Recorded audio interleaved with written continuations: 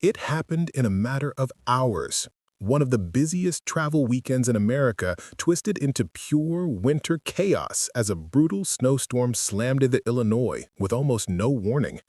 By dawn, whiteout conditions swallowed entire highways. Cars spun like toys on ice. Emergency radios crackled nonstop.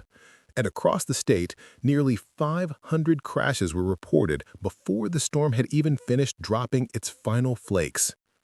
Snow fell at a furious 1 to 2 inches an hour, piling up faster than plows could react. Wind chills dropped so low they froze exposed skin in minutes. The sky turned into a swirling wall of snow, and visibility collapsed to nearly nothing.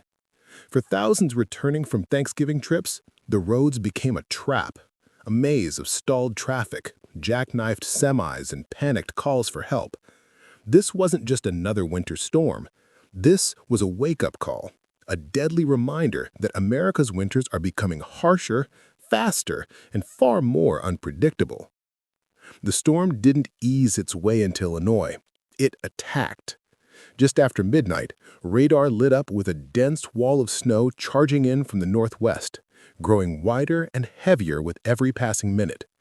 Within hours, it was dumping 1 to 2 inches of snow every hour, coating rooftops, highways, and entire neighborhoods in a thick, merciless blanket.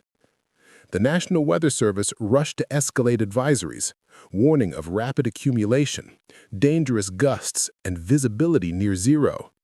But by the time alerts went out, many communities were already being overtaken. Snowfall totals climbed at a staggering pace. In Chicago, measurements reached 8.4 inches before sunrise. Springfield reported 8.9. Rockford hit 8. Lincoln came in at 7.8, all in less than a day. Even mid-sized cities like Peoria were buried under more than 5 inches. Freezing fog rolled through before dawn, turning the morning commute into a blind descent through a white haze. This wasn't the gentle kind of snow that marks the start of winter.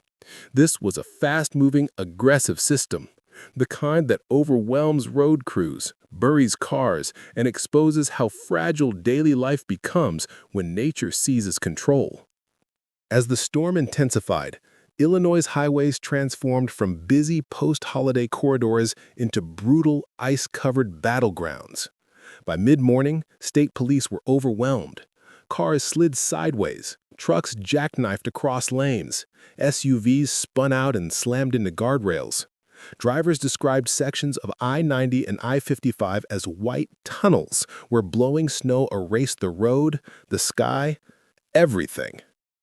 Lane markings vanished, landmarks disappeared. Danger lurked in every direction. Within hours, nearly 500 crashes were reported statewide, leaving 66 people injured and sparking more than 300 additional roadside emergencies. Stranded motorists, stalled engines frozen solid. Even experienced winter drivers lost control the moment a gust hit or a hidden patch of black ice grabbed their tires. Plows couldn't keep pace. Fresh snow filled their tracks instantly, leaving entire stretches of interstate slick, uneven, and treacherous. Traffic ground to a standstill. Families returning from Thanksgiving trips were trapped for hours inside their vehicles, watching taillights fade into curtains of blowing snow. Emergency responders pushed through sub-zero wind chills to reach victims, sometimes on foot when their vehicles couldn't make it through the drifts.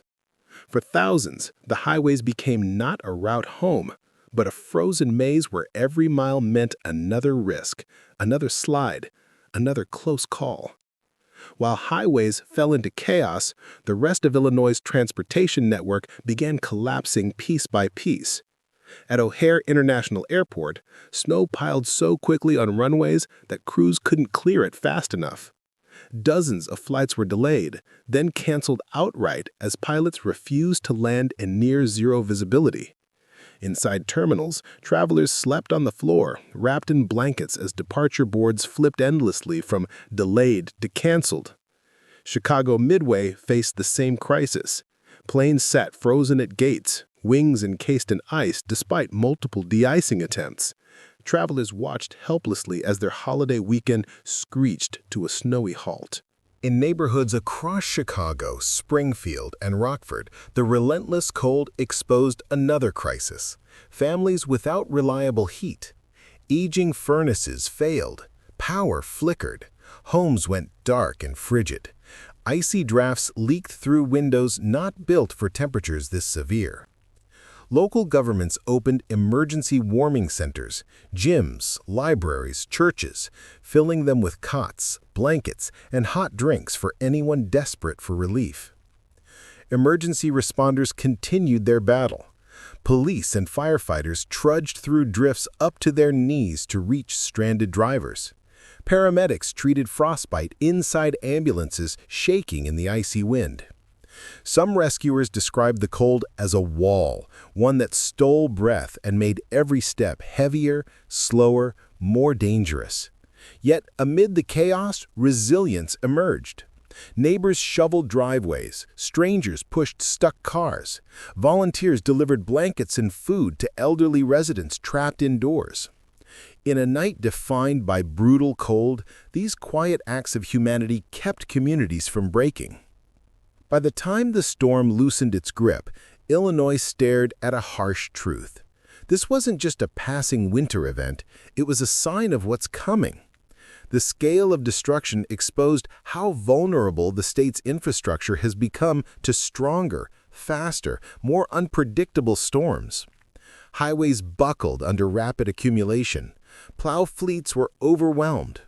Visibility collapsed so quickly that even seasoned drivers were caught off guard. Emergency crews working non-stop were pushed to the limits of human endurance. Experts now warned that this pattern, longer winters, harsher storms, colder temperatures, sudden weather swings, is becoming the new reality for much of the United States. The Illinois snowstorm was a real-world stress test, and the results were unsettling. Transportation systems faltered, snow removal capacity fell behind, public safety was compromised as hundreds of crashes piled up. Communities relied on warming centers to survive.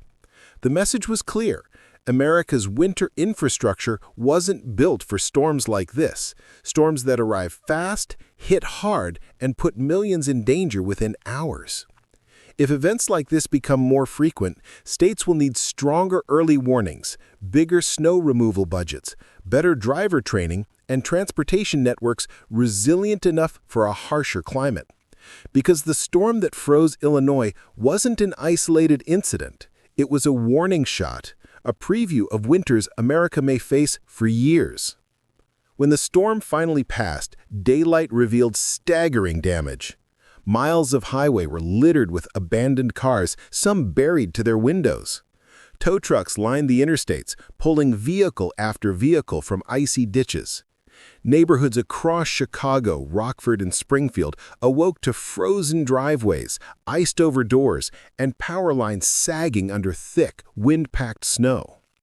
Local businesses felt the blow immediately.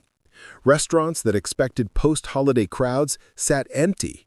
Grocery stores struggled with delayed deliveries. Small shops couldn't open because employees were stuck behind snow-packed streets and frozen vehicles.